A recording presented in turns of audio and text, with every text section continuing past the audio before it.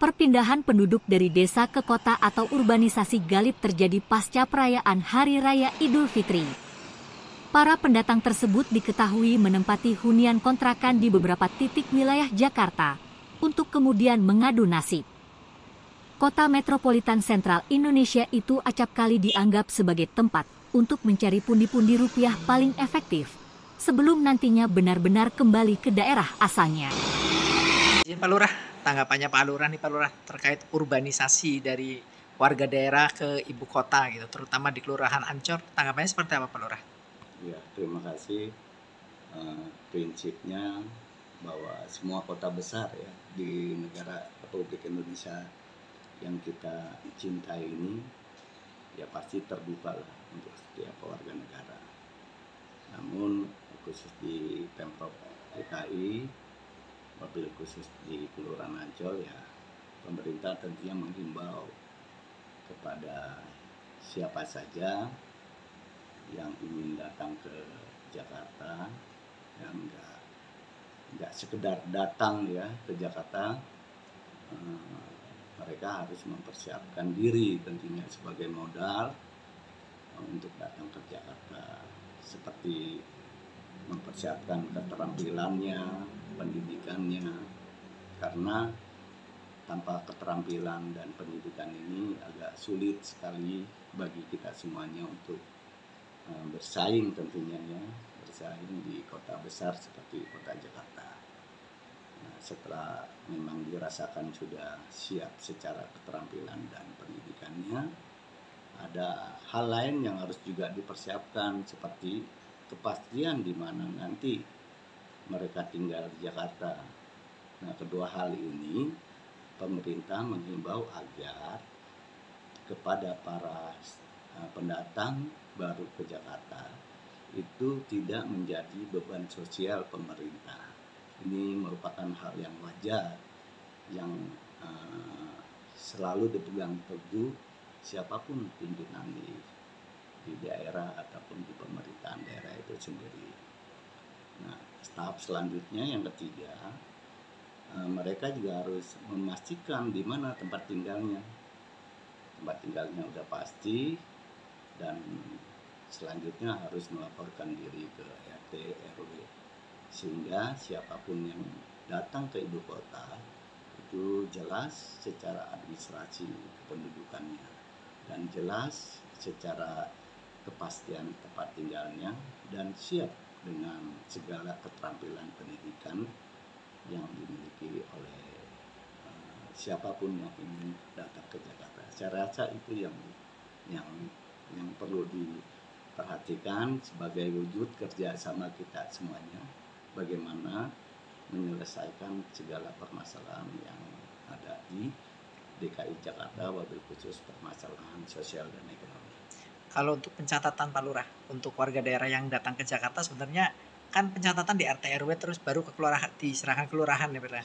Kalau syarat-syarat atau mungkin yang dokumen yang harus dibawa kira-kira apa aja Pak Lurah? Ya, sama prosesnya gimana Pak Lurah? Ya kalau KTP kan mereka sudah nasional ya KTP kita. Nah kalau mereka ingin tinggal di Jakarta silakan melapor diri. Itu tadi siapkan kepastian di mana mereka bertempat tinggal. Sama penjamin Pak Lurah, penjamin itu berarti dari yang bawa atau bagaimana Pak Lurah? Ya kalau mereka misalkan belum punya tempat tinggal, terus ada sanak famili di Jakarta, ya itu bagian daripada penjamin. Ya mungkin itu Pak Lurah, terima kasih Pak Lurah untuk keterangannya. Ya, sama-sama, terima kasih juga. Ada salah satu warga yang pendatang. Oke. Di sana ya. Asal Madura ya? Iya. Maduranya? Palawan. Pakai baju dulu sampai tingkat. Sekolah bukan? Enggak. Oh libur. Dulu Pak dengan Bapak siapa? Ya. Saya Agus Rohman, Ketua RW 04 Kelurahan Klender, Kecamatan Durensawit, Jakarta Timur. Ya. Dan ini Pak RT 11, Ketua RT 11 Bapak Margono. Pak RW, mungkin bisa dijelaskan nih Pak, usai pasca Lebaran nih Pak, menghadapi pendatang baru di Jakarta, pas khususnya di lokasi Bapak nih seperti apa, Pak? Iya, pastinya ada aja ya warga yang datang setelah Lebaran ini, karena ini memang Jakarta seksi ya, banyak orang yang mau datang ke sini, dan kami di sini selaku pengurus juga tidak banyak bisa menolak ya dengan kehadiran itu, dengan syarat mereka bisa bekerja sama dengan pengurus lingkungan, menjaga keamanan, menjaga ketertiban, kenyamanan seperti itu. Oke, Pak. Saya mengetahui nih ada pendatang gitu, bagaimana mendata mereka nih Pak, setelah mengingat saat ini operasi justisi kan udah tidak ada nih. Iya, di wilayah RW 4 itu termasuk RW yang padat ya, termasuk padat penduduk, sehingga kami mewajibkan kepada warga yang datang 1 kali 24 jam wajib lapor ketua RT gitu ya. Begitu juga dengan pemilik kontrakan, pemilik kos wajib melaporkan warganya yang baru datang kepada ketua RT dengan melampirkan KTP dan KK seperti itu. Jadi ada sistem laporan. Oke, dan sampai saat ini sudah terbilang efektif acara tersebut, Pak? Alhamdulillah sudah ya, alhamdulillah sudah ada pendataan seperti itu, dan memang ada perintah juga dari pihak Pemprov untuk mendata warga yang baru datang ke sini. Seperti itu dari Pak Lurah ya. Yang terakhir Pak RW, harapannya gimana Pak RW ke depannya terkait urbanisasi ini? Tadi Jakarta sebagai tempat mencari kesejahteraan, kenyamanan, mari kita jaga bersama ya keamanan kenyamanannya agar kita bisa hidup dengan layak, dengan semestinya untuk kelangsungan kehidupan kita bersama. Begitulah. Ya. Oke, siap. Makasih. Tapi aku pengen balik lagi ke Solo. Bisa.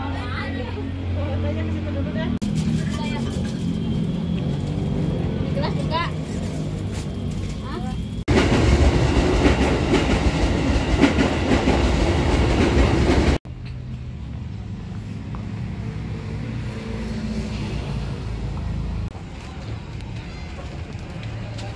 Mas, namanya siapa Mas?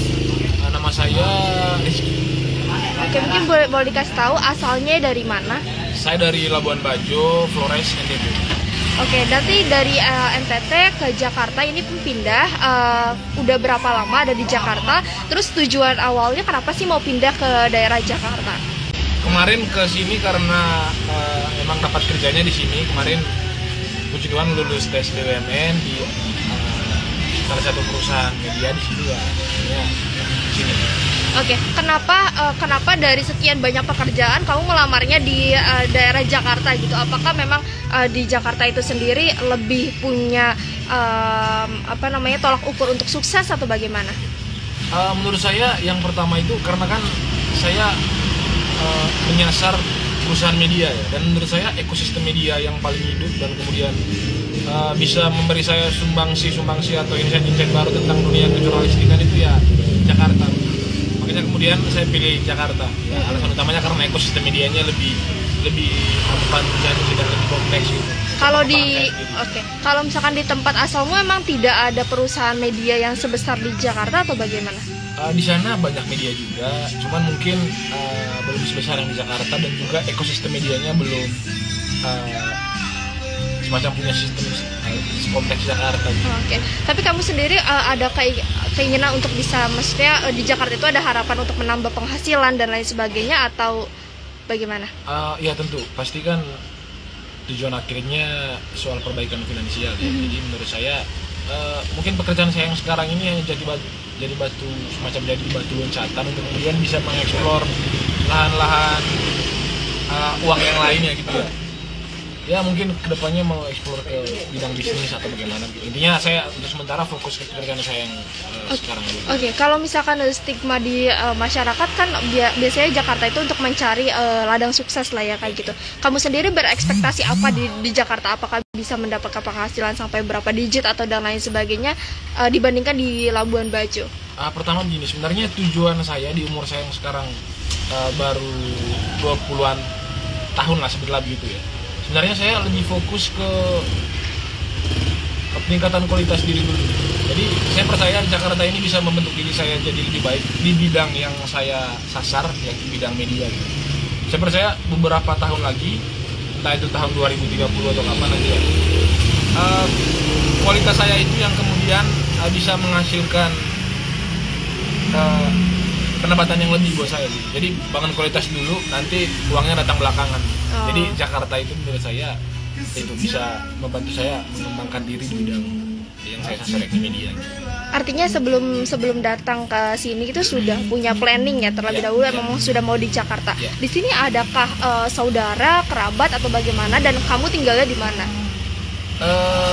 Saudara saya di sini banyak sekali ya. Cuman memang karena sudah mulai bekerja juga, jadi cukup jarang untuk bertemu ya. Cuman sekali saya kunjungi.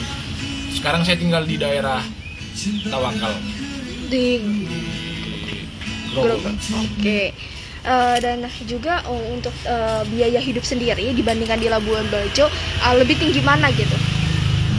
Pertama mungkin di Labuan Bajo itu karena saya masih tinggal di rumah orang tua saya di Labuan Bajo ya. Jadi mungkin biaya lain bisa dipres lah. Cuman kalau dari segi biaya makan mungkin di sini dan di Labuan Bajo tidak ada bedanya. Cuman mungkin beberapa item makanan itu jauh lebih mahal di Labuan Bajo karena di sana kan memang basisnya kota pariwisata ya.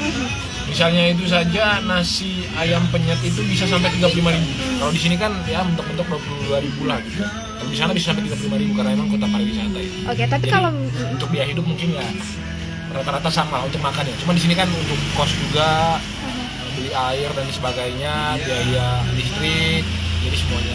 Jadi ya secara agregat di sini lebih besar lebih. Oke, nah untuk di sini sendiri, aku bingung Pak.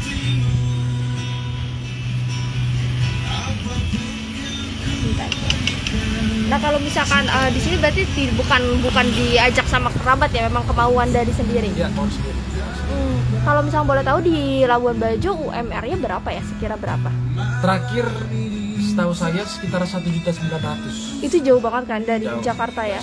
Adakah pertimbangan itu selain tadi meningkatkan skill? Ya jelas ada pertimbangan itu karena di Jakarta kan UMR-nya juga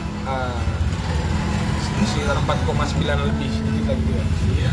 Jadi perbedaannya sekitar 3 jutaan. Dan menurut saya ya juga jadi bahan pertimbangan. Sekarang kita kerja untuk mencari pendapatan juga ya. Setelah ini kan Labuan Bajo kan cukup jauh juga dari Jakarta kan. Kamu sendiri punya niat untuk kembali ke kampung halaman itu berapa setelah bekerja berapa tahun, dan apa yang diharapkan ketika udah dari Jakarta ini? Pertama begini, saya ke Jakarta itu bukan dengan tujuan pulang ya. Maksudnya pulang itu sudah pasti ya bagi semua orang. Cuman untuk sekarang itu saya bangun kualitas diri dulu, bangun kapasitas diri saya sehingga nanti pulang itu ya saya bukan kerja untuk uang lagi, tapi nanti uang itu yang akan datang untuk menemui kualitas yang sudah saya bangun di sini. Artinya pantang pulang sebelum mencapai semuanya. Capable lah. Ya mencapai semuanya mungkin dalam artian harfiah ya, tapi intinya saya bisa mampu dulu. Jadi nanti pulang ke sana tidak cuma bawa badan aja, tapi bawa sesuatu untuk bisa dikembangkan di sana, untuk bisa bangun daerah. Dan memupuknya semuanya di Jakarta ini niatnya. Ya. Oke, siap. Terima kasih. Perpindahan penduduk dari desa ke kota atau urbanisasi Galip terjadi pasca perayaan Hari Raya Idul Fitri. Para pendatang tersebut diketahui menempati hunian kontrakan di beberapa titik wilayah Jakarta untuk kemudian mengadu nasib. Kota metropolitan sentral Indonesia itu acap kali dianggap sebagai tempat untuk mencari pundi-pundi rupiah paling efektif sebelum nantinya benar-benar kembali ke daerah asalnya. Sehingga tak heran jika tiap tahunnya masyarakat DKI Jakarta selalu bertambah lantaran banyak penduduk lama yang sengaja membawa serta sanak saudaranya untuk bisa bekerja di Jakarta.